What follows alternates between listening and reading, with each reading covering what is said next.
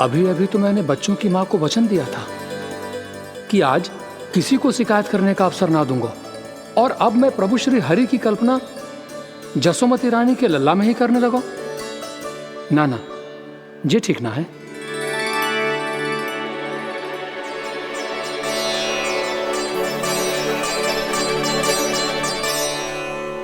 ठीक ही तो है, बिल्कुल सही पहचाना है आपने। बड़े तो बड़े, अब तो बालक भी हमारा उपहास उड़ाने लगे। मैं आपका उपहास नहीं उड़ाने आया, मैं तो आपके एकादशी के व्रत को पूरा कराने आया हूँ।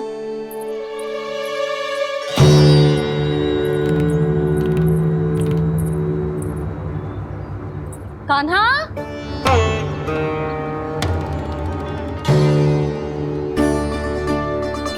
तो ये रे आपकी छड़ी और ये रे मेरी पीठ, सेक देना ताकड़ तोड़। आज तो इसकी पीठ सेक के रहूंगी मैं। मैया घर पे भूखी मुझे ढूंढ रही होगी। लो आज द्वादशी के दिन पहले प्रहर में भोजन करके अपना एकादशी का व्रत पूरा करो आप। धन्यवाद राजकुमार, पर अभी हमें भूख नहीं है, बहुत सारा काम पड़ा है, और अभी थोड़ी ही देर में शंकरी बहन भी अपनी मटकी लेने आती होंगी।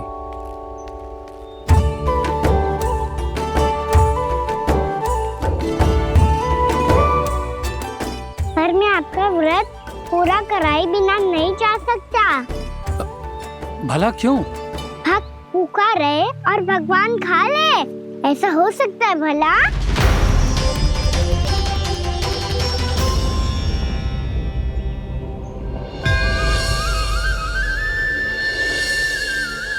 ये कैसा भ्रम हो रहा है मुझे लगता है अपना काम करना चाहिए। द्वादशी के पहले प्रहर में व्रत पूरा करना बहुत आवश्यक होता है, ना तो एकादशी का व्रत भी पूरा ना मानो जाता। इतनी सारी ज्ञान की बातें तुम्हें कैसे पता है लल्ला?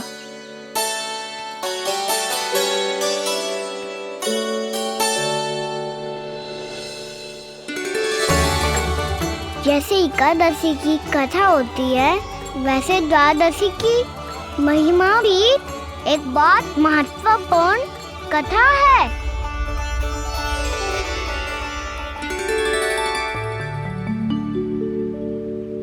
कैसी कथा? बिल्कुल सही समय पे आई हो आप, क्योंकि आपको ये कथा आपको अवश्य सुननी चाहिए।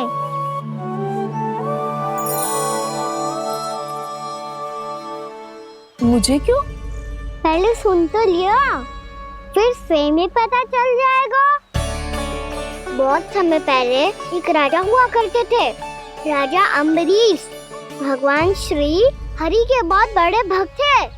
ओम नमो नारायणाय। ओम नमो नारायणाय।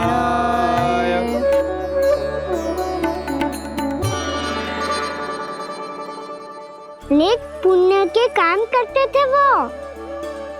अपनी पत्नी के साथ हरि का नाम जपते रहते थे।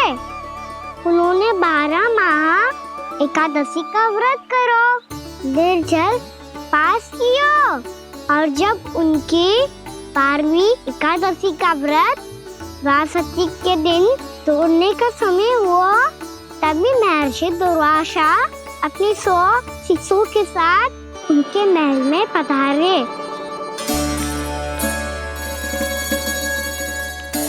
प्रणाम स्वीकार करें महर्षि। आप जैसे महान ऋषि मेरे राज्यसभा में आए, वो भी ऐसे अवसर पर जब मैं और मेरी पत्नी निरंतर 12 एकादशियों के बाद अंतिम एकादशी का व्रत तोड़ेंगे। इससे बड़े सौभाग्य की क्या बात हो सकती है हमारे लिए? आज आपके साथ साथ मेरा और मेरे शिष्यों का एकादशी व्रत भी पूरा होगा। संभव है प्रभु की इच्छा यही हो कि हम सब अपना व्रत एक साथ तोड़ें। ये तो अत्यधिक प्रसन्नता की बात है महर्षि।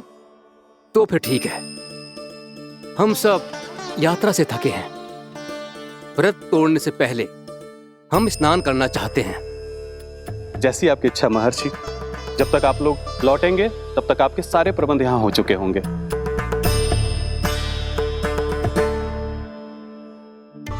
महर्षि दुर्वासा स्नान करने गए थे, पर उन्हें लौटने में विलंब हो रहा था और इधर द्वादशी पर व्रत पूरा करने का मुहूर्त बीता जा रहा था।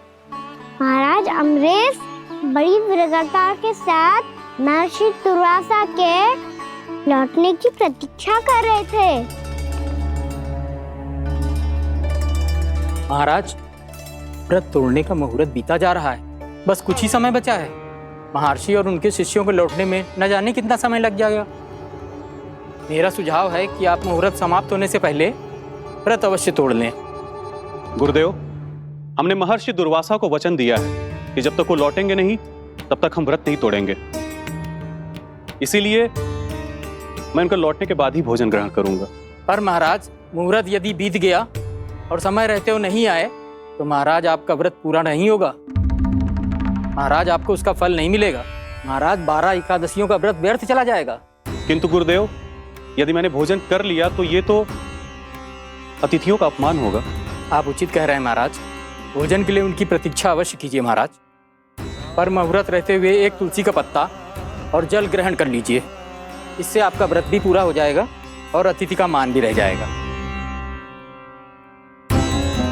आपका सुझाव अच्छा है गुरुदेव।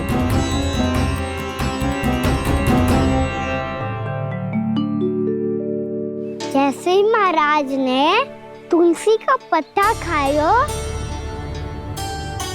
वैसे ही महर्षि दुर्वासा लौट आए। महाराज,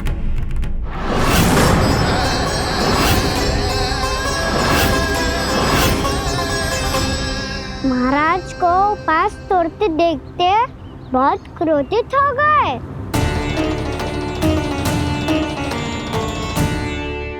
बहुत बड़े भक्त हैं आप, परंतु आप ये नहीं जानते अपने अतिथियों के साथ कैसा व्यवहार करना चाहिए। आपने हमें साथ भोजन करने का वचन दिया था, पर अपना व्रत क्यों तोड़ा आपने? महर्षि, मैंने भोजन नहीं ग्रहण किया। कहीं मुहूर्त न निकल जाए इस कारण मैंने एक तुलसी का पत्ता ग्रहण कर लिया।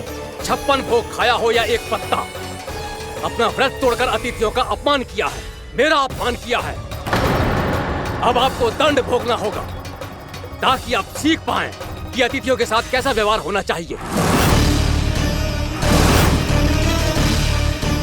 महर्षि, आप जो भी दंड मुझे देंगे मुझे स्वीकार है, किंतु आप क्रोधित मत होइए। क्रोध का कारण आपने दिया है महाराज। एक महर्षि का अपमान करके राक्षसी प्रवृत्ति का परिचय दिया है आपने। इसीलिए अब एक राक्षसी आपको दंड देगी।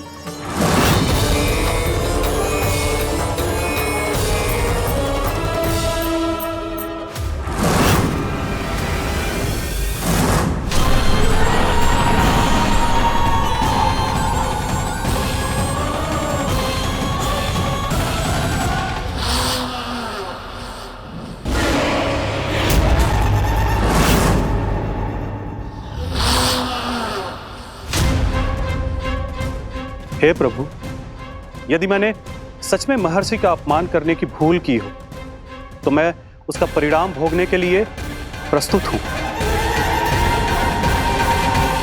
ओम नमो नारायणाय, ओम नमो नारायणाय नमः। महर्षि दुर्वासा को यह आभास ही नहीं था कि महाराज अम्बरीश ने उनका अपमान नहीं किया था। फिर भी उसे अपमान मान के वो श्री नारायण के भक्त पे संदेह कर रहे थे। मैंने भी तो भोला राम की भक्ति पे संदेह किया था। हे नारायण, ये क्या पाप हो गया मुझसे? संदेह किसी अपमान से कम ना हो तो, और भगवान सब सह सकते हैं, पर उनके प्रिय भक्तों का अपमान सहन ना कर सकते। इसीलिए उन्होंने हस्तक्षेप करने का निर्णय लिया।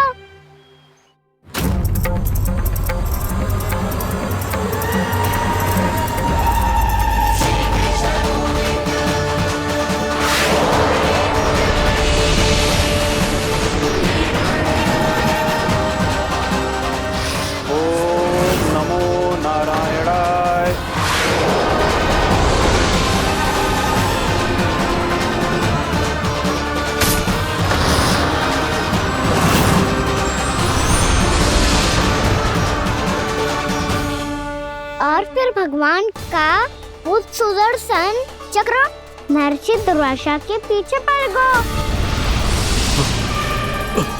ये चक्र तो मेरी ओर बढ़ रहा है। ओम नमो नारायणाय। ये कैसे संभव हो सकता है? कोई रोको इसे, कोई रोको इसे।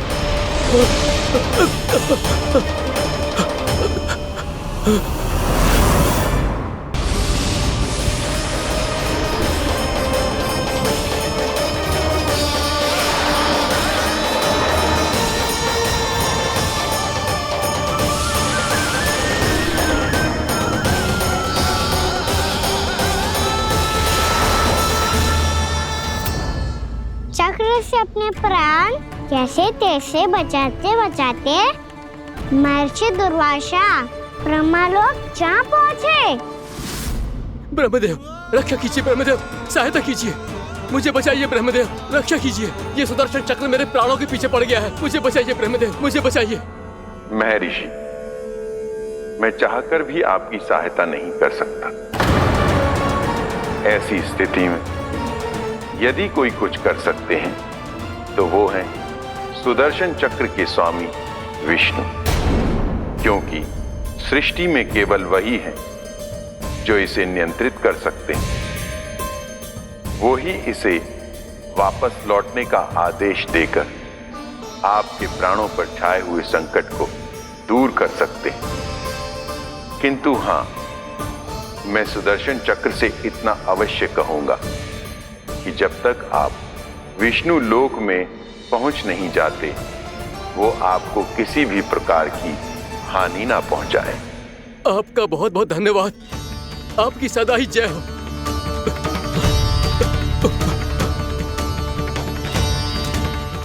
फिर क्या था? भागते भागते महर्षि दुर्वासा सीधे भगवान श्री हरि के शरण में बैकुंठ पहुंच गए।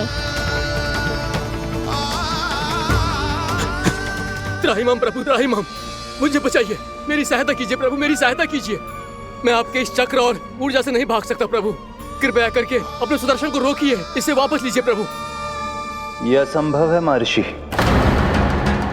एक बार सुदर्शन चक्र मेरे हाथों से छूट जाए तो अपना उद्देश्य पूरा किए बिना, मेरे भक्तों की रक्षा किए बिना वापस नहीं लौटता। कोई तो उपाय होगा प्रभु, कृपया करके मेरे प्राण बचाइए प्रभु।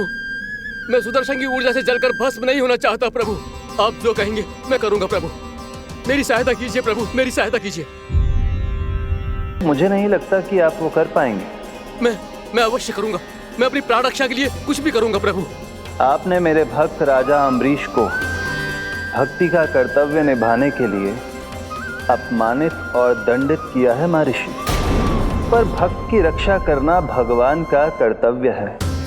इसलिए यदि आप भक्त राजा अम्बरीश के पास जाकर क्षमा याचना करें और यदि वो आपको क्षमा कर दे तो ही ये चक्र आपके प्राण लिए बिना लौट सकता है। अन्यथा आप तो जानते हैं महर्षि, मेरे भक्त का अपमान मेरा अपमान। भक्त का अपमान भगवान के अपमान से कम ना हो तो है। महर्षि दुर्वासा को भी ये बात समझ आई और फिर उन्होंने महाराज अम्बरीश से क्षमा याचना की। महाराज, महाराज, महाराज, महाराज, महाराज, मुझे क्षमा करें महाराज, मुझसे बहुत बड़ी भूल हो गई महाराज, मुझसे बहुत बड़ी भूल हो गई महाराज। महर्षि, आप हमारे चरण छुए ये उचित नहीं। महाराज, महाराज अम्बरीश, आप नारायण के सच्चे भक्त हैं। मैंने आपको अपमानित किया, दंडित करने का प्रयास किया महाराज। इस अपराध के लिए मुझे क्षमा कीजिए महाराज, और इस सुदर्शन चक्र से मेरे प्राण बचाइए महाराज।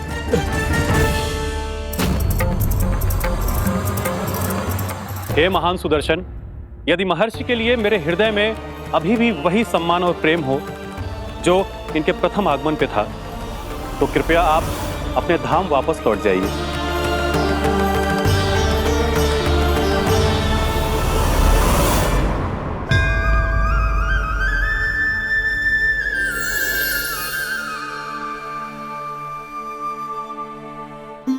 आपका बहुत बहुत धन्यवाद महाराज अम्बरीश।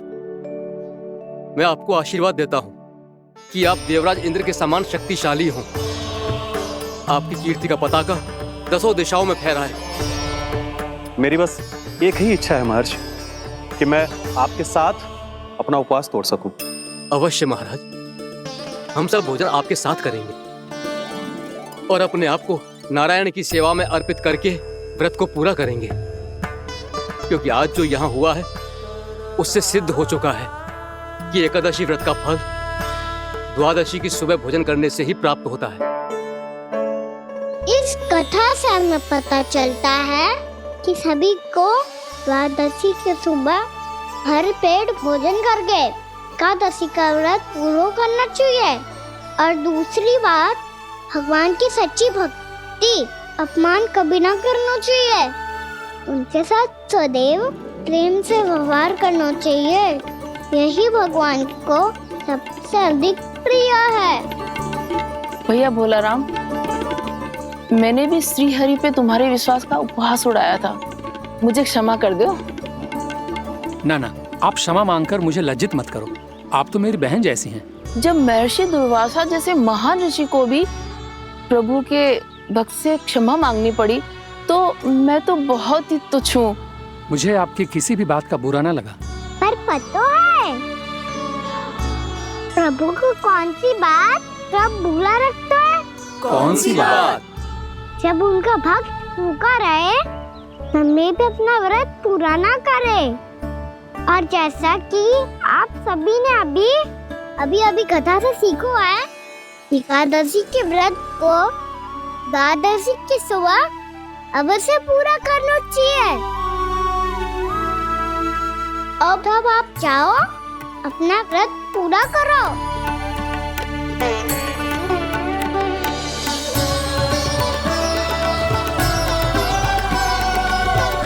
मैं आपके लिए जल लेके आती हूँ।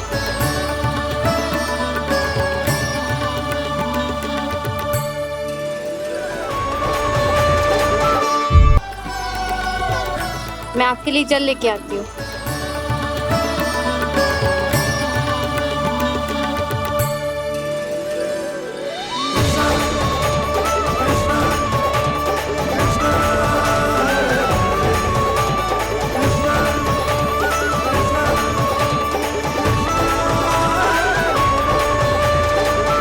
लो खाओ।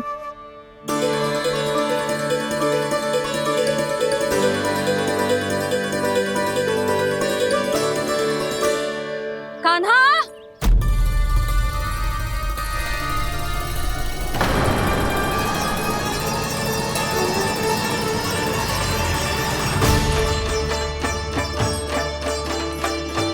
बोलो काका, सिगरेट छुपा लो मुझे, मैया आ रही है, बहुत क्रोध में लगती है।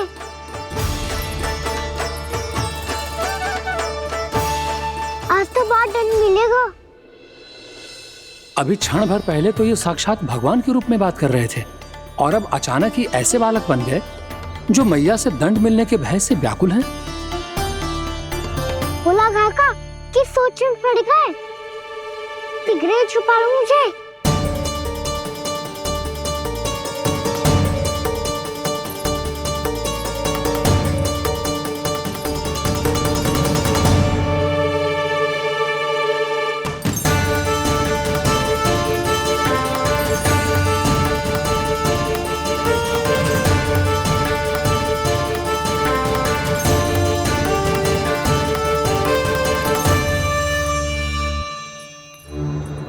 भोलानाथ जी, कान्हा को देखो है क्या?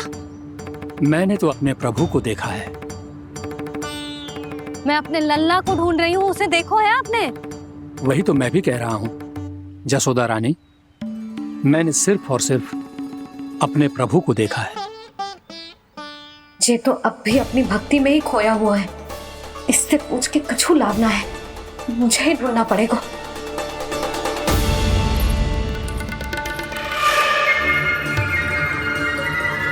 बच गए। शंकरी मौसी, कान्हा को देखो है क्या कहीं?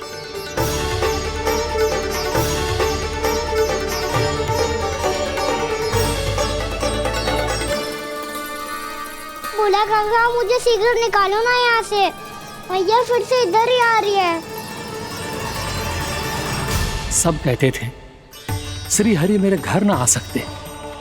देखो आज प्रभु आ गए। उन्होंने अपने हाथ से मेरा व्रत पूरा कराया। हाँ आते हैं और आगे भी आएंगे हमारे श्री हरि हमसे मिलने और आके मोक्ष देंगे, है ना?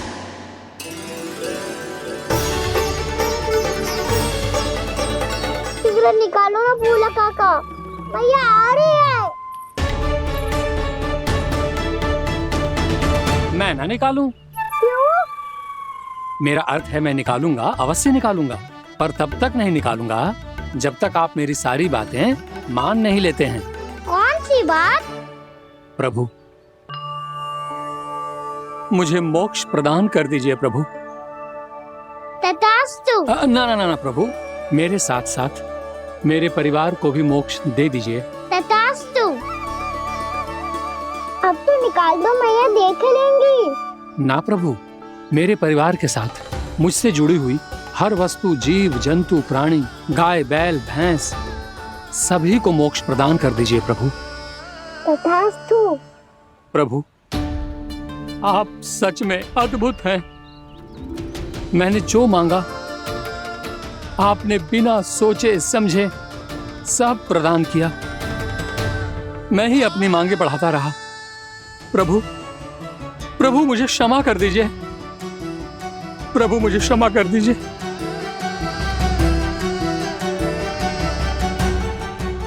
आइए प्रभु।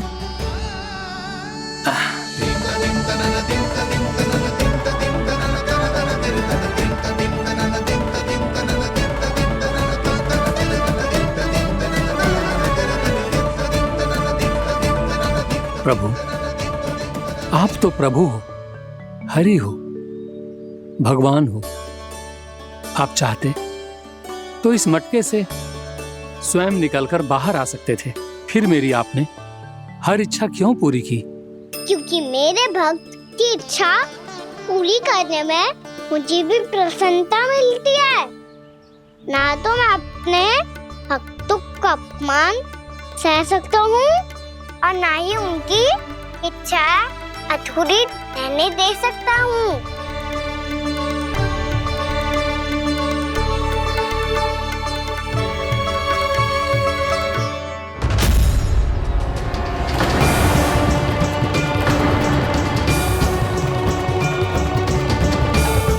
क्या कही थी तूने? हाँ, कि तू फिर से छल ना करेगा। फिर मुझे बिना बताए घर से बाहर कैसे निकलो? क्षमा करना मैया, पर जो आपने सिखाया था मैंने तो उसी का ही पालन करो है। फिर से चतुराई कर रहे हो है ना? हाँ, आप ही ने तो कही थी ना, यदि कछु करने से किसी को हानि ना पहुंचती हो या फिर किसी अच्छे कार्य में सहायता हो रही हो तो आज्ञा लेने की आवश्यकता ना होती। यदि तेरे कछु करने से किसी और की कोई हानि ना हो रही हो या किसी के अच्छे कार्य में सहायता हो रही हो तो मुझसे आज्ञा लेने की आवश्यकता ना है। तो किस अच्छे कार्य के लिए आया है यहाँ? एकादशी की सुबह एकादशी का व्रत खोल के भोजन करा जाता है। ये बात ना तो भोला काका को पता थी, ना शंकरी मासी को और ना ही किसी और को। और तुझे पता थी? हाँ, मेरी मैया ने बहुत अच्छे से सिखाया है मुझे। जैसे कल तूने एकादशी कथा सुनाई थी ना, आज वैसे ही तेरे लल्ला ने सबको द्वादशी कथा सुनाई है। सच्ची यशोदा रानी जी, इसने तो हमारी आंखें ही खोल दी। और भाभी, सच तो ये है कि मुझे भी ना पता था कि ये इतना बड़ा ज्ञानी है और इतना अधिक समझदार।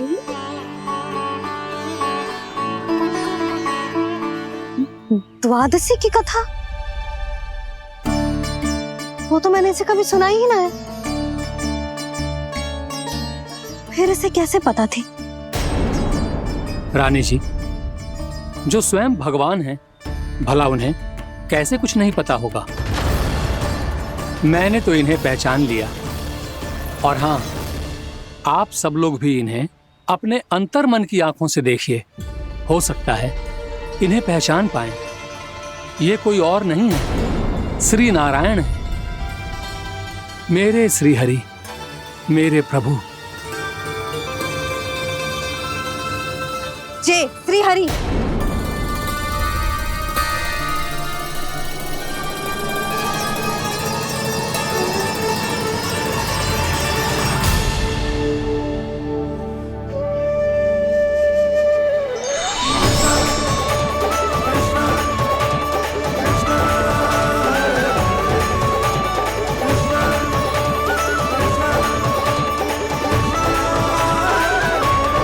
ये क्या कर दिया भोला?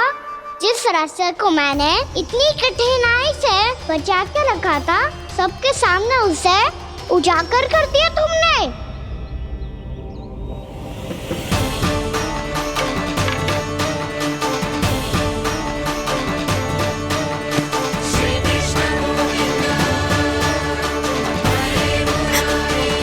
नारायण,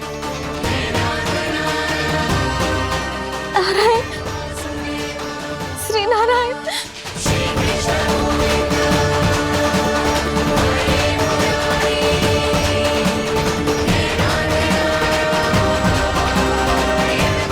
श्री नारायण।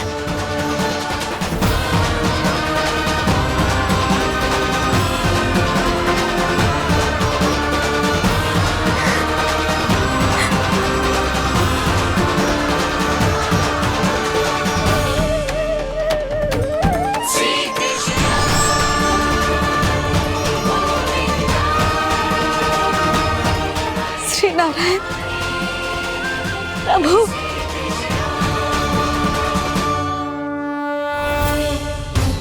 जिस रास्ते को इतने जत्न से संभाल के रखा था, आज वो सबके सामने खुल गया। और तो और मेरा भेद मैया को भी पता चल गया बाबा। सब कहते रहे पर मैंने एक न मानी। सबने कही थी कि आप भगवान हैं, पर मैं मूर्ख आपको पहचान ही ना पाई। कितनी अभागी हूं मैं।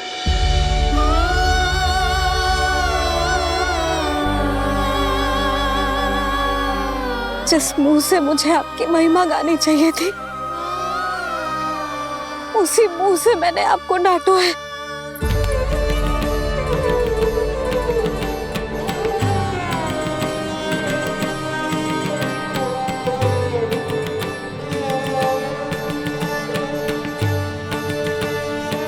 जिन हाथों से मुझे आपके चरण छूने चाहिए थे, उन हाथों से मैंने आपके कान पकड़े।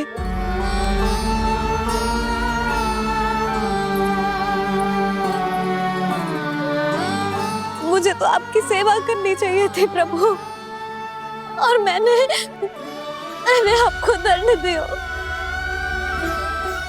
आपको घर से बांध दिया।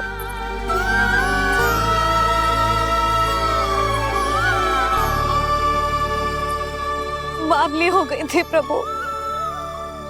अपने श्री नारायण को, अपने प्रभु को एक साधारण सा बालक समझ लियो मैंने। मैं आपके लिए भगवान नहीं हूँ मैया, साधारण बालक ही हूँ, बस आपका लल्ला। बुद्धि भ्रष्ट हो गई थी, भूल पर भूल करती चली गई। आज भी आपके पीछे पीछे छड़ी लेकर दौड़ी चली आई।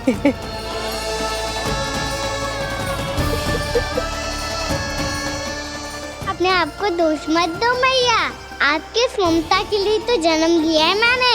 हमारा से मन बदलने मत दो, मेरे लिए वही पुरानी भैया बनी रहो आप, और मुझे रहने दो आपका वही नटखट लल्ला। मुझे क्षमा कर दो प्रभु, मुझे क्षमा कर दो। बाबा ये कैसा अंत हो गया आज? मैया तो मुझे भगवान मानने लगी, पर मैं इसे स्वीकार नहीं कर सकता। अभी नहीं बाबा, इतनी शीघ्र नहीं। आप ऐसे खड़े क्यों बाबा? कुछ ऐसा करो ना कि मैया फिर से मेरे मैया बन जाए। उनकी दृष्टि में भक्ति नहीं, ममता चाहिए मुझे। कान्हा, मेरे सामर्थ्य में हो तो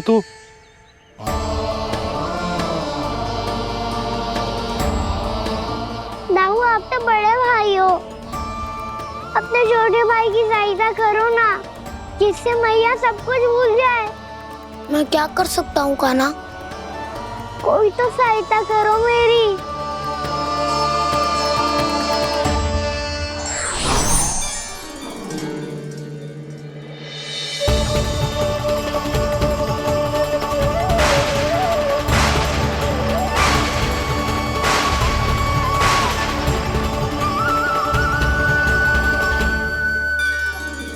अपने आप को संभालिए प्रभु।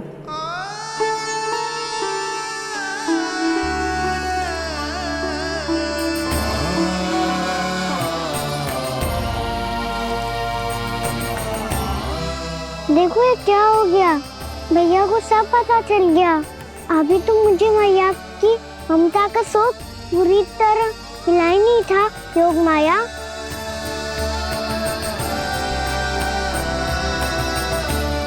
मेरी सहायता करो ना। कितनी अद्भुत है ममता की शक्ति। भगवान को भी एक साधारण बालक बना देती है। बालक की बना रहना चाहता हूँ मैं, नहीं चाहता दिव्य होना, नहीं चाहता भगवान बनना। बस मैया की गोद में रहकर ममता की रस से सेम को भी घनो चाहता हूँ। इनकी डांट फटकार का सुख पाना चाहता हूँ। कुछ भी करे योग माया, पर इन सबको भुला दो मेरा सत्य।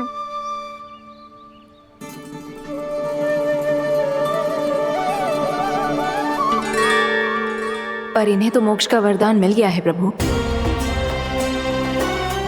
इसलिए इनके लिए समय की गति को लौटा पाना संभव नहीं होगा।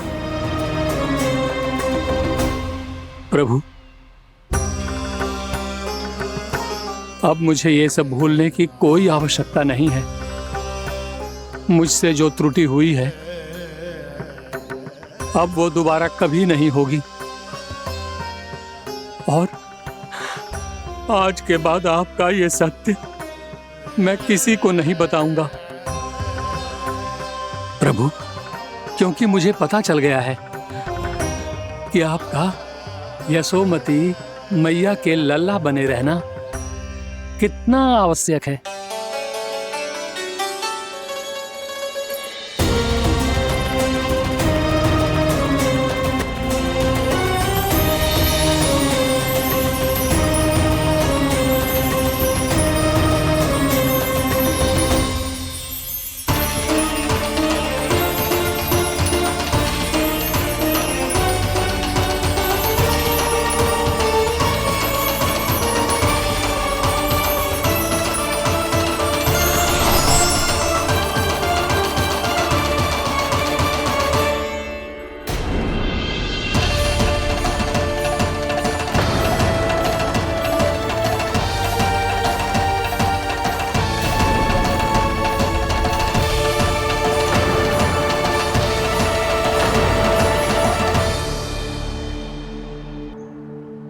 मैया आपकी छड़ी।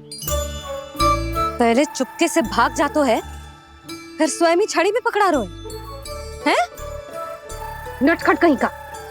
हंसी आ रही है? अरे किस बात पे इतनी हंसी आ रही है रे? हाँ?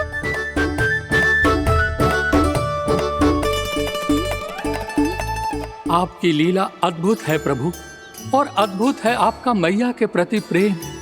हंसी ना है मैया, ये तो प्रसन्नता है, अपने मैया से मिल जाने की प्रसन्नता। अच्छा, ढूंढ मैं तुझे रही हूँ और तू कह रहे हो कि मैं मिल गई तुझे। तू घर चल लल्ला, अच्छे से पिटाई करूंगी तेरी।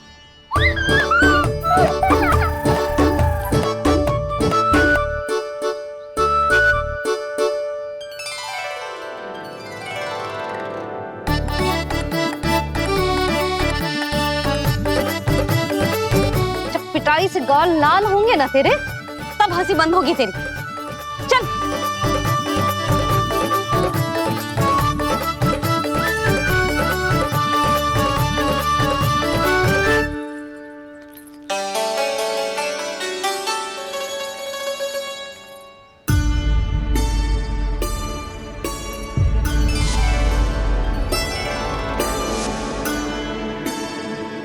लगता है भैया की और चतन स्मृति वापस आ रही है।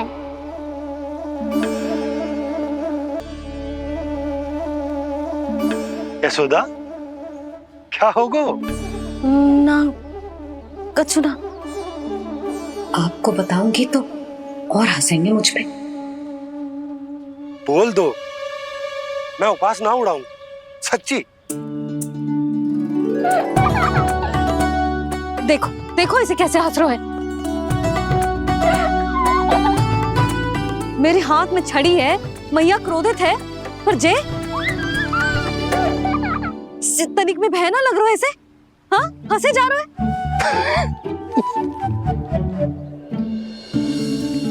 दोनों बाबा लल्ला एक जैसे हो। चल तू, चल चल।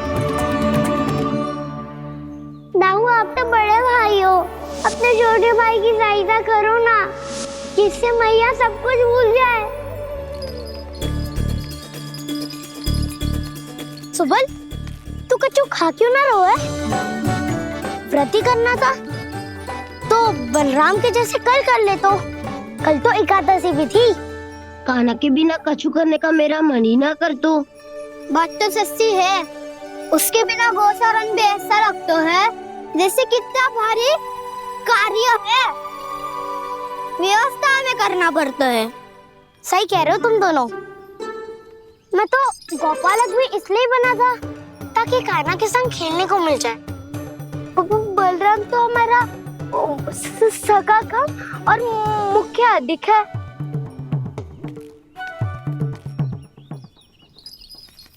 रुक जाओ, तुम सब कुछ देर विश्राम कर सकते हो।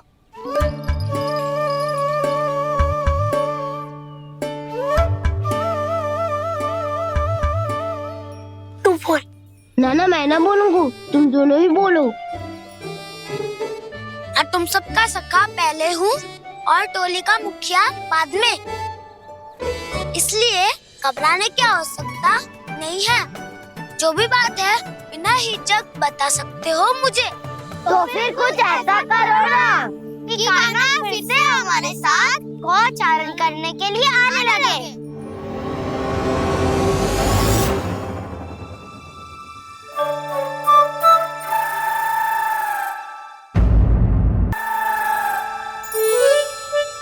बिना कछु बताए भाग गओ। ये भी ना सोचा तेरे बिना मैया बाबा व्रत कैसे तोड़ेंगे। देखो देखो अभी भी हंस रहा है।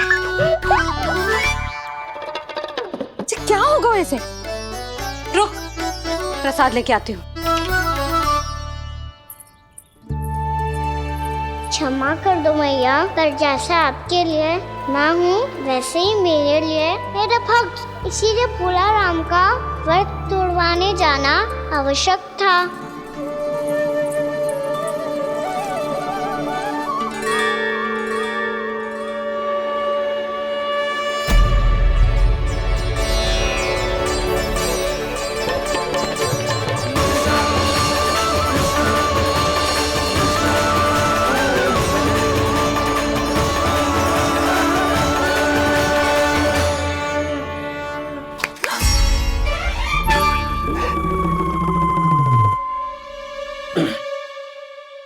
सुधा, फिर से खो गई तुम।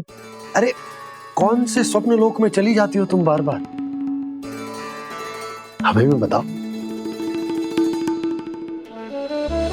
माया का प्रभाव ममता पर अधिक समय तक नहीं रह पाता प्रभु। अरे बोलो ना यशोदा, क्या सोच रही थी?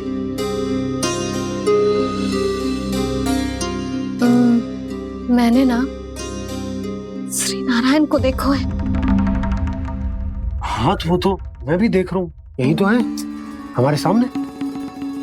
ये वाले ना तो मैंने साक्षात श्री नारायण को देखो है, वो भी अपने कान्हा के भीतर देखो। कान्हा के भीतर? ना मतलब कान्हा और ये दोनों आमने सामने थे। मैं कुछ समझो ना यशोदा। नारायण और कान्हा दोनों आमने सामने थे? ना, मेरे कहने का अर्थ है कि कान्हा और श्री नारायण एक दूसरे के आगे पीछे थे। अच्छा, तो मतलब श्री नारायण आगे थे और कान्हा पीछे था। पर अगर कान्हा पीछे था तो तुमने कैसे देखा? ओहो, कान्हा आगे था, श्री नारायण पीछे थे।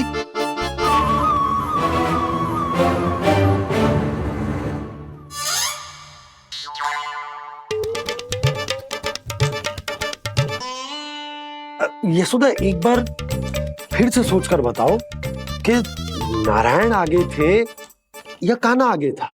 ठीक से याद करो। बहुत बता तो रही हूँ जी, थोड़ी धुंधली धुंधली सी स्मृति है। बाबा, इससे पहले कि उनके संदेह की अग्नि स्मृति की वायु पाकर और भड़क जाए, कुछ भी करो पर बुझाओ इसे। स्वप्न देखो है तुमने? हाँ, संभव है स्वप्न ही था। पर यदि स्वप्न था तो सुबह सुबह उठते ही उसकी स्मृति क्यों ना आई? अब क्यों आ रही है उसकी स्मृति? और वो भी तब से जब से मैं भोलाराम के यहाँ से कान्हा को लेके आई हूँ। और जब मैं गई थी तो छड़ी मेरे हाथ में थी, पर फिर कान्हा ने मुझे छड़ी दी और मैं बैठी हुई थी। इस बीच कछु तो हुआ है। भैया की और चेतन स्मृति वापस आ रही है। अब मुझे ही कुछ करना होगा। मुझे लगता है जी, जब मैं वहाँ गई ना, भैया व्रत पूरा करने का सुबह मुहूर्त निकल जाएगा और अब तो भूख भी बहुत तीव्र लग रही है। हे नारायण, मैं तो भूल ही गई कि लल्ला भी तो कल से भूखा है।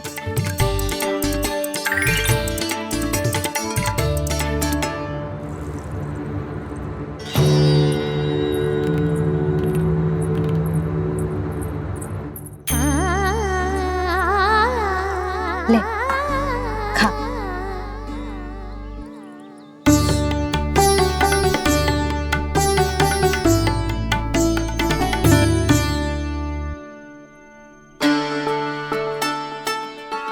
संतान की चिंता में सब कुछ भुला दे, ऐसी ही होती है ममता। और कान्हा को अच्छे से पता है कि इसको लाभ कैसे उठाना है। हाँ बाबा, लाभ ना, मैं तो मैया की ममता का आनंद उठाना चाहता हूँ, जितना संभव है उससे भी अधिक।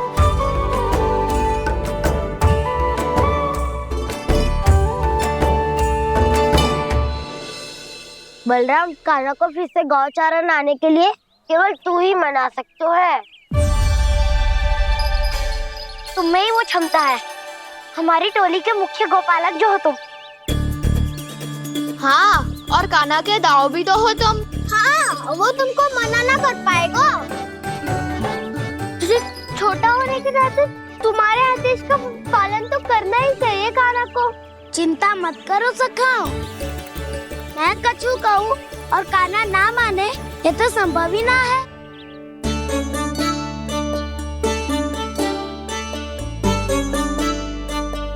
आज जो हुआ ना जाने और कितने समय तक मेरा सत्य आपसे छिपा रह पाएगा, इसीलिए आपसे अधिक से अधिक समय मैं आपके साथ ही बिताऊंगा। मैंने कह दिया तो समझ लो, पत्थर पे रेखा खिंच गई। कल से कान्हा हम सबके साथ अवश्य आएगा। अपना सारा समय हमारे साथ बिताएगा वो।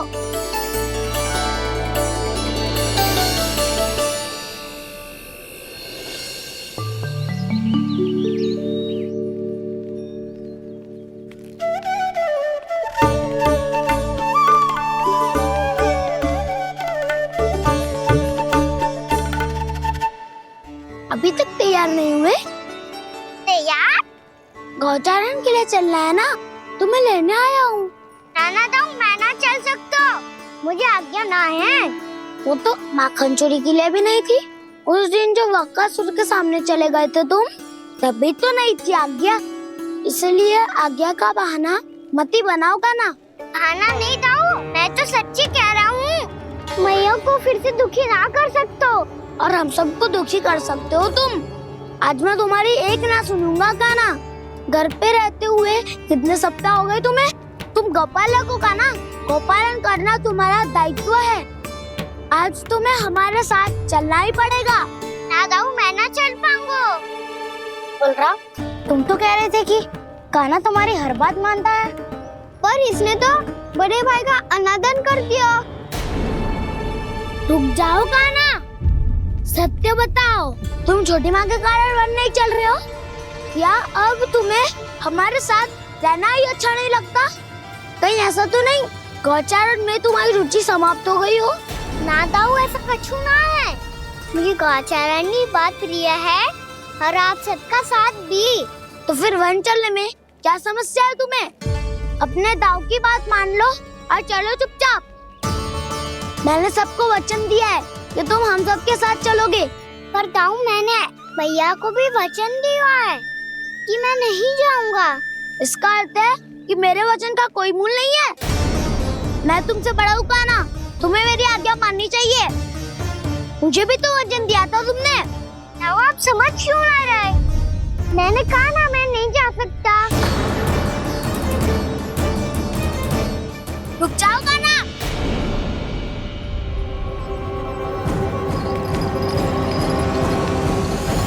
ऐसे कैसे नहीं आ सकते? मैंने, बल्कि हम सब ने तुम्हारी हर शरारत में तुम्हारा साथ दिया है, चाहे माखन चोरी हो या गौचारण। और अब तुम अपने दाऊ को ही पीठ दिखा के जा रहे हो। दाऊ, मैं आपका बहुत सम्मान करता हूँ, पर मैंने कहा ना, मैं नहीं जा सकता। मुझे मेरी मैया के साथ ही रहना है। तो फिर तुम्हारे लिए मैं यही महत्वपूर्ण है। दाऊ नहीं, सखा नहीं, गयाऊ भी नहीं। कान्हा ने तो तुम्हारी बात मानने से मना कर दिया। बलराम, लग तो है सच्चो भाई ना है।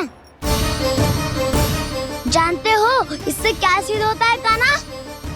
कि तुम छोटी माँ के पुत्र नहीं हो, कि तुम छोटी माँ के पुत्र नहीं हो। दाऊ, ये क्या कह रहे हो आप? और नहीं तो क्या, तुम उनके वास्तविक पुत्र होते तो अपने दाऊ की आज्ञा कभी नहीं टालते। ऐसा मत ही कहो दाऊ, मैं अपनी मैया का ही लल्ला हूँ। मुझे तो लगता है छोटी माँ हाथ से ग्रह करके लाई है तुम्हें। आप ऐसा क्यों बोल रहे हो दाऊ? क्योंकि मैं वो सत्य देख रहा हूँ जो तुम नहीं देख पा रहे हो। छोटी माँ और छोटे पापा दोनों गोरे हैं, और तुम अपना रंग देख लो, स्वयं विचार कर लो। जी तो मैंने भी सोचा था, बस बोला नहीं। हाँ तो क्या हुआ, मेरी त्वचा का रंग अलग है, मैं उन्हीं का ही लल्ला हूँ। बस धूप में तुम सबके साथ इतना खेला हूँ कि मेरी त्वचा का रंग बदल को है। बड़बोली बात मत ही कर काना, स्वयं को बचाने के लिए हम पर दोष लगा रहे है। सत्य तो ये है कि तेरी त्वचा सदैव से ऐसी थी काना। लग तो है ये कि बलराम सही कह रहा है। इसका अर्थ है कि सस्ते में नन काका यशोदा काकी इसके हाथ से ग्रेट करके आए हैं। बालक हाथ में थोड़ी ना मिलता है। हमारे घर में जो बछड़ा है उसको तो मेरे बाबा हाथ से ही लाए थे, पर मुझे हाथ से कोई ना लाया है। मैं अपनी मैया का ही लल्ला हूँ, यशोमती मैया का नंदलाला ही हूँ मैं। तुम्हें वन चलना है तो चलो, या फिर मत चलो, पर छोटी माँ और छोटे बाबा का लल्ला होने का स्वांग करने की कोई आवश्यकता नहीं है।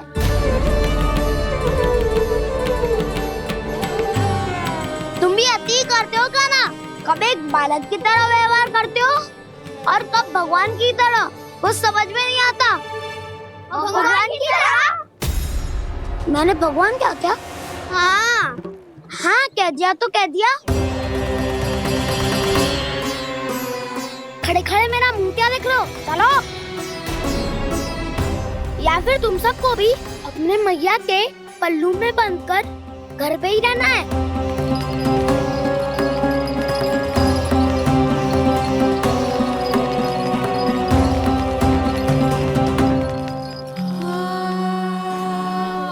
जानते हो इससे क्या सिद्ध होता है कान्हा? कि तुम छोटी माँ के पुत्र नहीं हो, कि तुम छोटी माँ के पुत्र नहीं हो।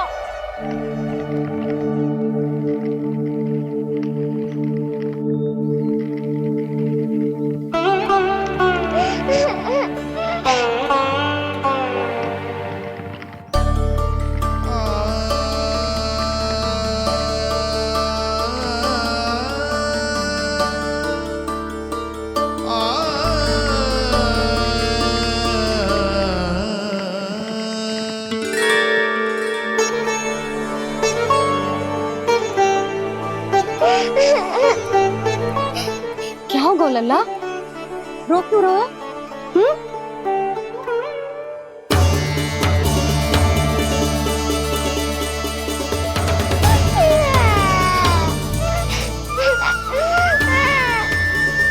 अरे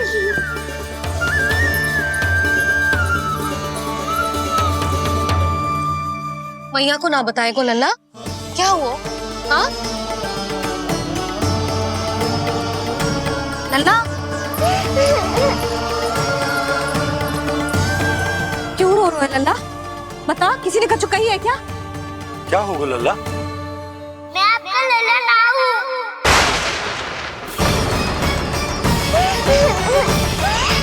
ऐसा क्यों कह रहे हो तू? क्या होगा? आपका भी लल्ला ना हूँ मैं।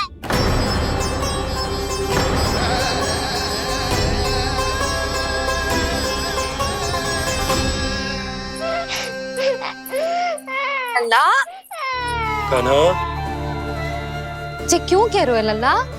मुझे पता चल गया है, मैं आप दोनों का लल्ला ना हूँ।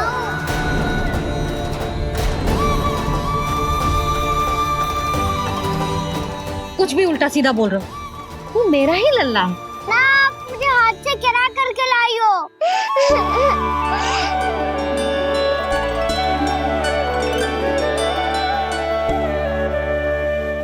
लल्ला, तुझे किसने कही कि हाट में बालक मिलते हैं? मिलते हैं, पूरी गैया का बालक भी तो हाट से ही आयो है।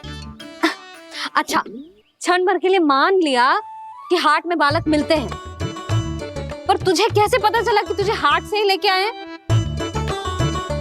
मेरा रंग देखो और फिर अपना हाथ देखो।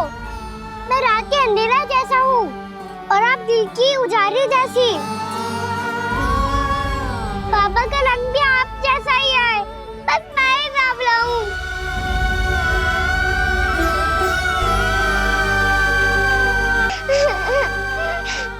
उससे क्या अंतर पड़ता है लल्ला? पर तो मैं तभी तो दाऊ अन्य सभी सखाओ ने ऐसा कहा। इस बात पर ध्यान मत ही दे। माँ की ममता और बाबा का स्नेह, इसका कोई रंग ना हो तो है लल्ला। तो फिर आप ही बताओ, भैया क्यों गोरी और मैं क्यों काला? हाट से आया क्रय होके, सुन हो गए कृष्ण धीर। मैया गोरी बाबा गोरे। लल्ला, मैं क्यों तू चल मेरे साथ, अभी सिद्ध हो जाएगा कि तू मेरा ही लल्ला है। चल।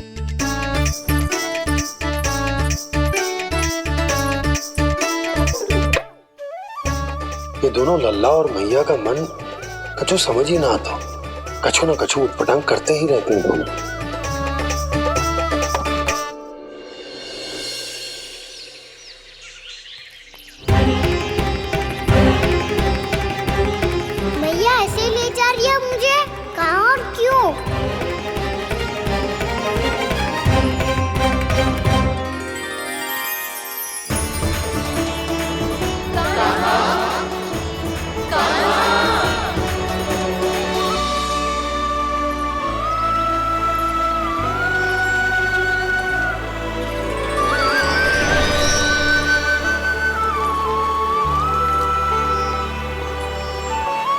खाना आए हैं, कितने दिनों के बाद खाना आए हैं।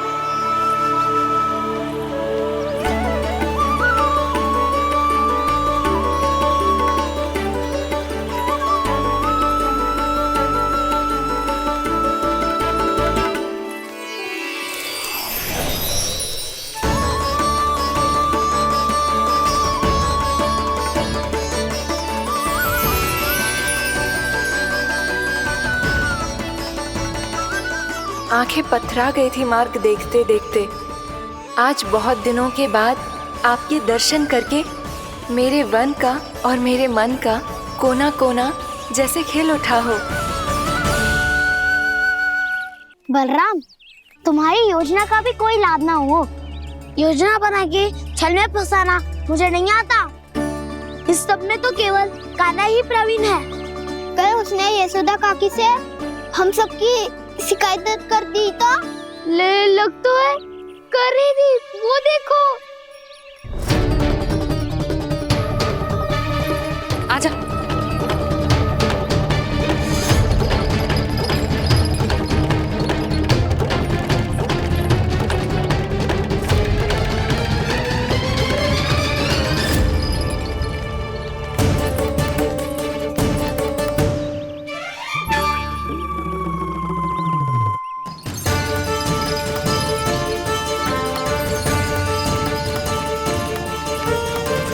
बलराम, बलराम,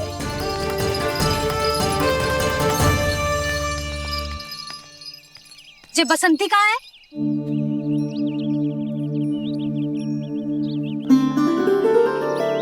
ये देख बसंती, हाँ, और उसका लल्ला वो गोपी।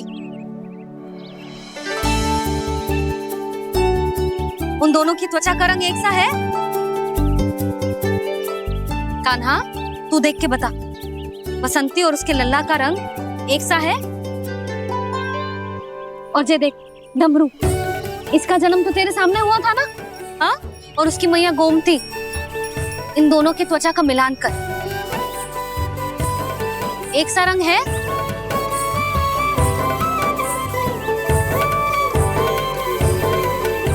सब के सब गोपालक सामने आओ।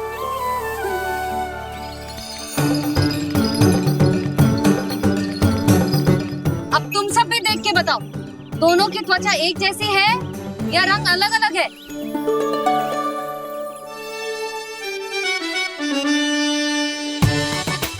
अलग अलग है। श्रीदामा, तेरी गैया, ये देख सुभा, उन दोनों का रंग एक सा है कि अलग अलग? तो जब सुभा और श्यामू का रंग अलग हो सकता है, डमरू और गोमती का रंग अलग अलग हो सकता है, और जे गोपी और बसंती का रंग अलग अलग हो सकता है, तो भी जे सब मैया और लल्ला ही है ना?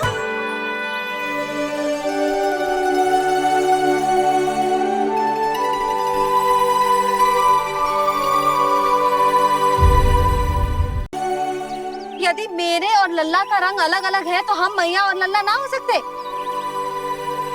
इसका अर्थ है कि मैं सच्ची में आपका ही लल्ला हूँ? किसी को कोई संदेह है कि हम मैया लल्ला ना हैं?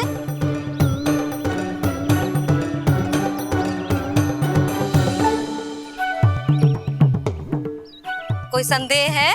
नहीं नहीं छोटी माँ, मुझे कोई संदेह नहीं है। मैं तो बस अपने छोटे भाई के साथ परिहास कर रहा था।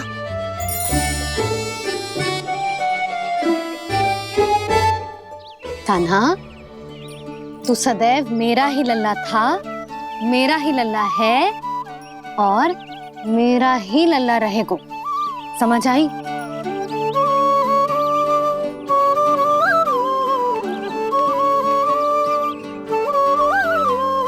सुनियो सबने, मैं हूँ यशोमती मैया का कंताला। मैं हूँ यशोमती मैया का कंताला। मैं हूँ यशोमती मैया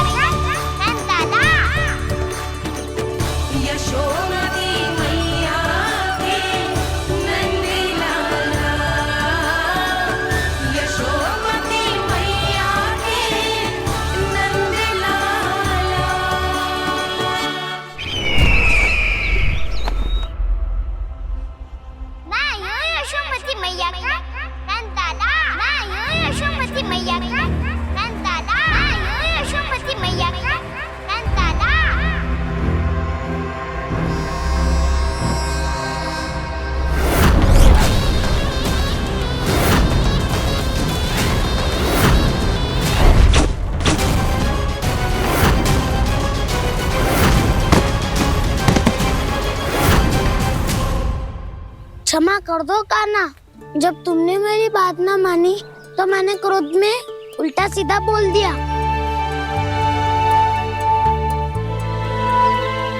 मैं तो बस यही चाहता था कि तुम फिर से बनाने लगो, फिर से बन जाओ अपनी गोपालक टोली के मुखिया।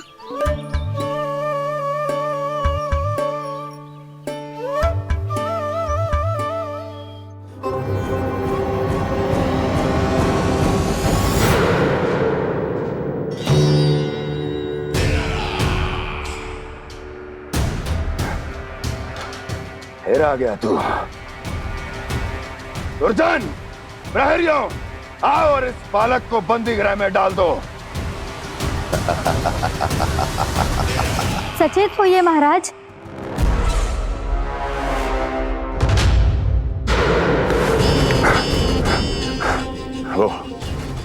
वो विष्णु अवतार कहाँ है? वो बालक कहाँ है? यहाँ नहीं है वो, आपके मस्तिष्क में है। उसे अपने साथ खिलवाड़ मत करने दीजिए महाराज।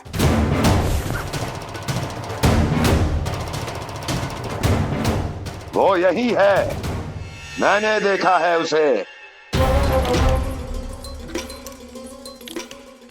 स्वयं को संभालिए महाराज, आपको भयभीत होने का कोई अधिकार नहीं है। आप स्वयं को भूल चुके हैं महाराज।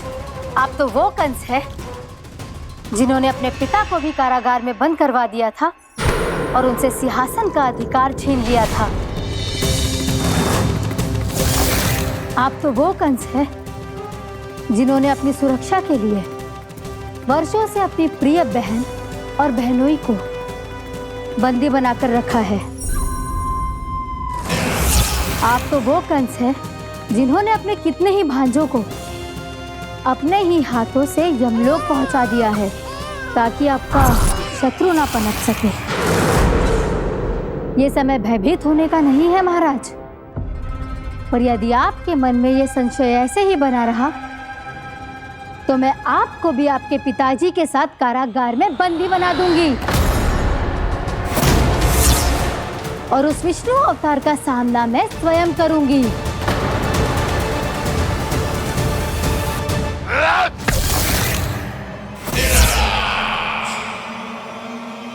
राजद्रोह का परिणाम जानती हो ना महारानी? यही क्रोध उसे दिखाइएगा महाराज। किसी ऐसे योद्धा को ढूंढ के लाइए जो उसका वध कर सके, और हाँ, किसी ऐसे योद्धा को खोज कर लाइए जो अब तक भेजे गए हर योद्धा से शक्तिशाली हो। यदि आप चाहें तो मैं इस कार्य में आपकी सहायता कर सकती हूँ महाराज।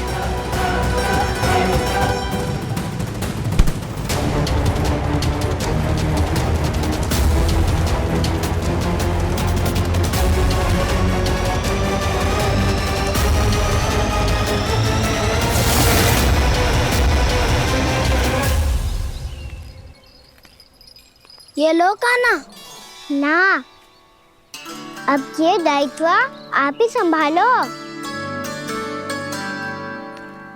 फिर तो मुझे मेरी मैया के साथ ही रहना है। अपना सारा समय बस इन्हीं के साथ ही बिताना चाहता हूँ मैं। पर तू दोनों कार्य कर सकता है कान्हा। दिन में हमारे संग रह ले और शेष बचा सारा समय काकी के संग बिता ले। पिछले दिनों में कितना सीखा है हम सब ने, पर तुम वरना आकर ये सुनहरा अवसर गवा रहे हो कान्हा। हाँ कान्हा, मैंने लक्ष्य साधना सीख लिया है। बिल्कुल सदित भेद तो है मेरा लक्ष्य भेद।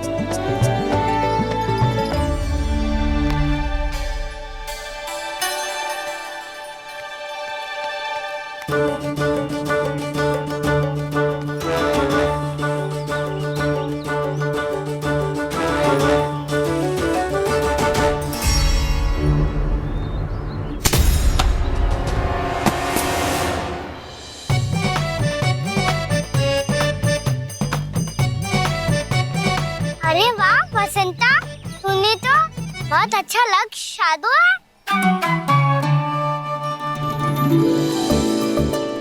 वाह!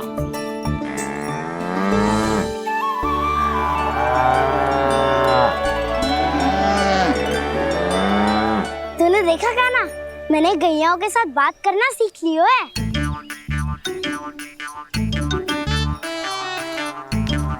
ये देख काना,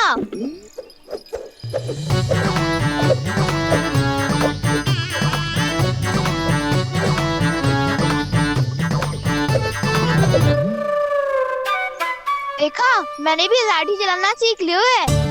अब मैं सबकी रक्षा कर सकता हूँ।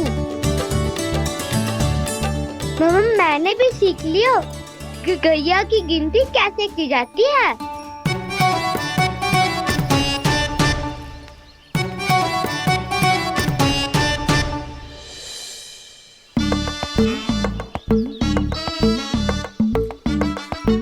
वो देखो, बलराम शक्तिशाली होने का अभ्यास कर रहे हैं।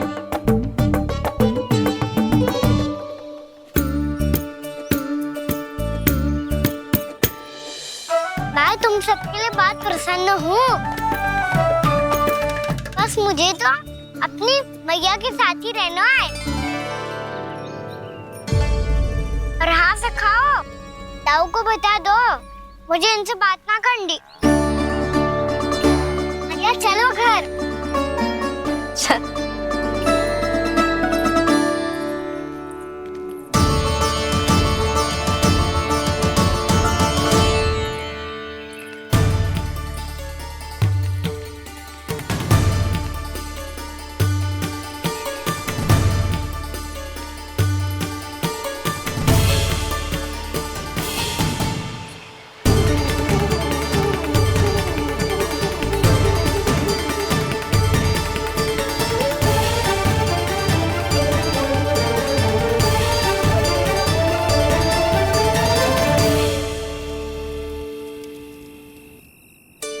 और हाँ से खाओ, ताऊ को बता दो मुझे इनसे बात ना करनी।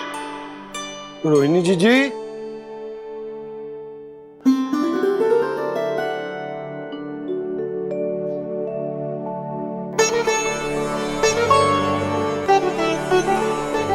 बलराम, क्या होगा? इतना दुखी क्यों है?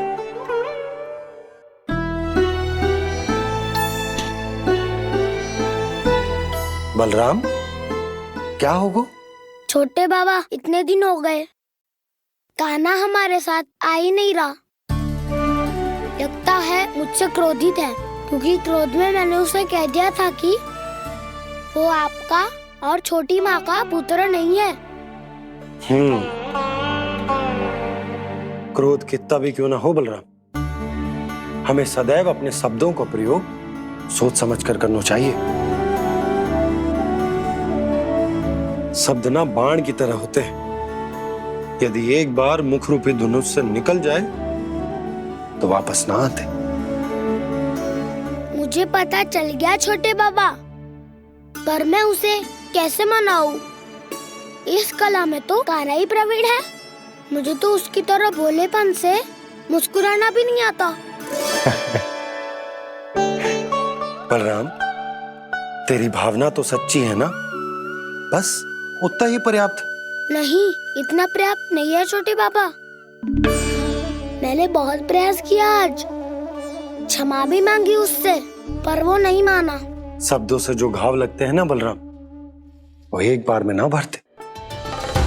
और वैसे भूल तो तुम्ही ने की थी, तो कान्हा को मनाने का प्रयास भी तुम्हें ही करना चाहिए।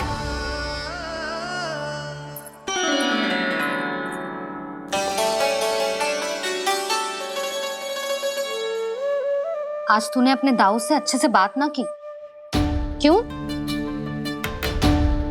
दूध पीने के बाद अपने दाऊ के पास जा और ठीक से बात कर। मैं क्यों जाऊं मैया? उन्होंने मुझे कितना कछु बोला है। तेरे दाऊ की भावना तुझे दुख पहुंचाने की ना थी लल्ला। कब तक क्रोधित रहेगो? और वैसे भी वो है तो तेरे दाऊ ही ना। छोटा भाई है ना तुम्हारा, अच्छे से मनाएगो तो मान जाएगो। एक बार और प्रयास करके देखो।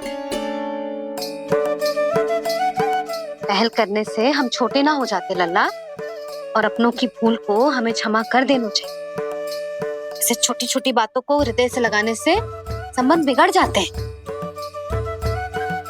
समझ आई? आप सही कह रहे हो छोटे पापा।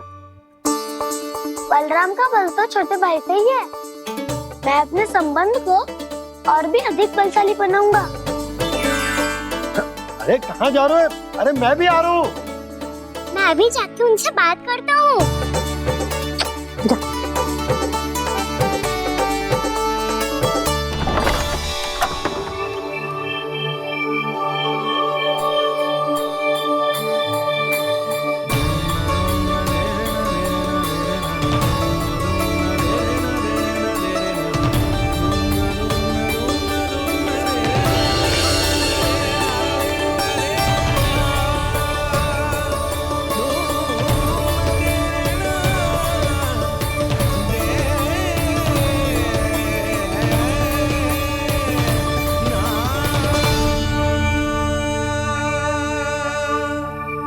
क्षमा कर दो कान्हा। आप तो पहले ही क्षमा मांगते हो क्या? पर तुम क्यों क्षमा मांग रहे हो? क्योंकि मैंने अपने दाऊ की आज्ञा ना मानी। नहीं कान्हा, मैया की आज्ञा मेरी आज्ञा से अधिक महत्वपूर्ण है।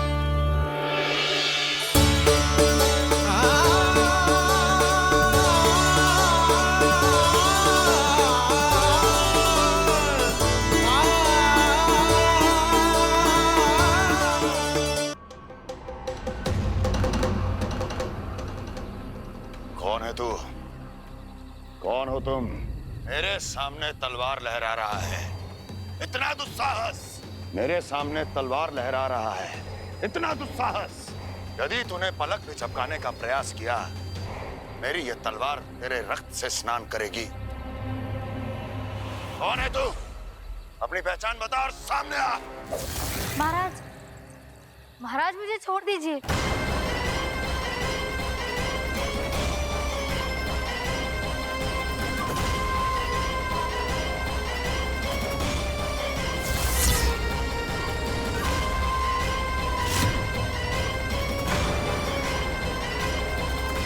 इसी क्षण अपने वास्तविक रूप में आ, अन्यथा तेरा ये शीश तेरे धड़ से अलग हो जाएगा।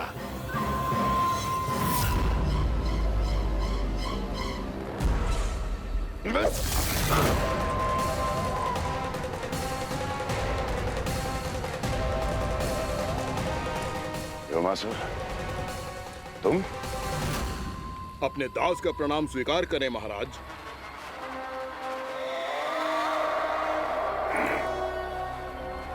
अभी तुम्हारे प्राण ही ले लेता मैं। पर अब आप ऐसा कुछ नहीं करेंगे, क्योंकि अब आपके लिए उस विष्णु अवतार का प्राण लेगा ही। व्योमासुर आपकी आज्ञा का पालन ना करे, ये तो संभव नहीं है महारानी। आप निश्चिंत रहिए, किसी को पता नहीं चलेगा कि उस बालक को किसने मारा है। उसके भाई बलराम ने, या उसके सखाओं ने, या फिर स्वयं उसके माता पिता ने।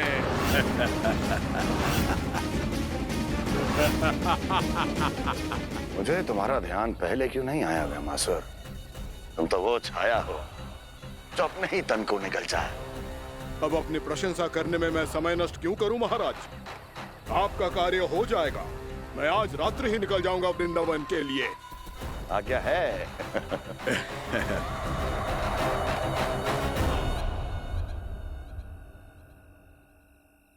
कान्हा, कृष्णा,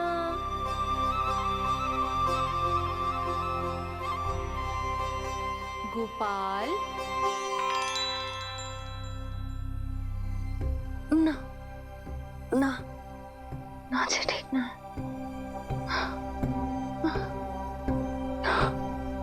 कान्हा के विकास में बाधा ना बन सकती। कान्हा, कृष्णा, गोपाल,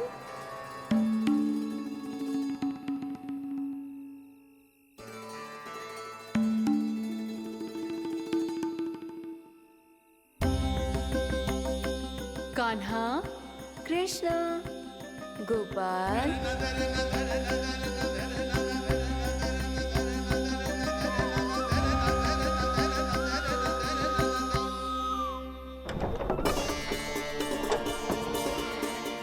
कान्हा, कृष्णा, गोपाल, कान्हा, कृष्णा, गोपाल,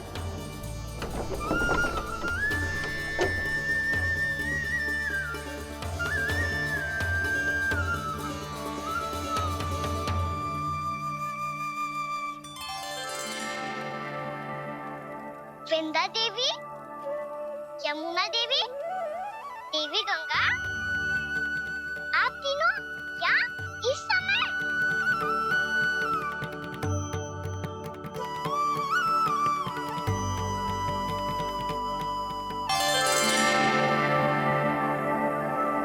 वृंदा देवी, यमुना देवी, देवी गंगा, आप तीनों यहाँ इस समय? आपने तो गौचारण के लिए आना ही छोड़ दिया है प्रभु। हम सबको आपकी स्मृति बहुत सताती है। वृक्ष, वनस्पतियां, फूल, फल, पत्ते सभी आपको स्मरण करते हैं गोपाल। आप फिर से वन आना आरंभ कर दीजिए श्री कृष्ण। हमें अपने दर्शनों से वंचित मत कीजिए। आपने तो मुझे वचन भी दिया था ना प्रभु कि मैं आपके लीलाओं की साक्षी बनूंगी। फिर मुझसे ये सौभाग्य क्यों छिन गया? आजकल क्यों नहीं आ रहे हैं आप वन?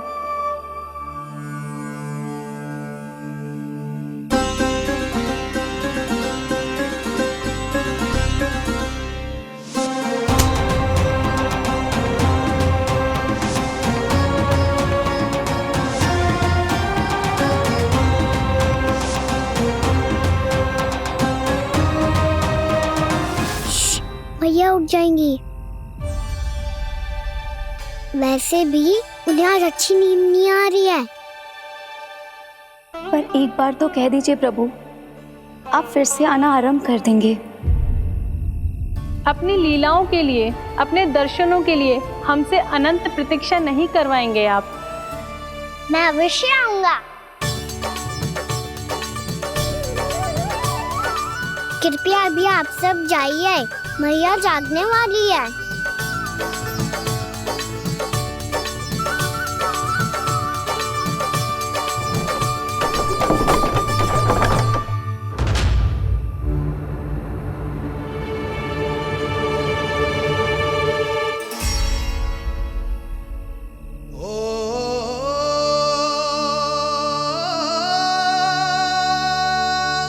जे कब तक अपनी मैया का पल्लू थामे रहेगा? ना ना, मैं इसके विकास में बाधा ना बनूंगी। कल से ही इसे गौचारण के लिए भेजूंगी मैं।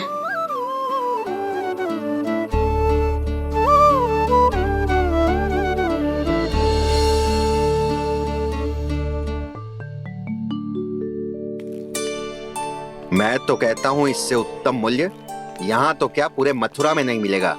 सुबह सुबह का समय है, व्यापार कर लो मेरे साथ। व्यापारी जी, हमें मथुरा के व्यापारी पे भरोसा ना है, तो हमें तो क्षमा करो।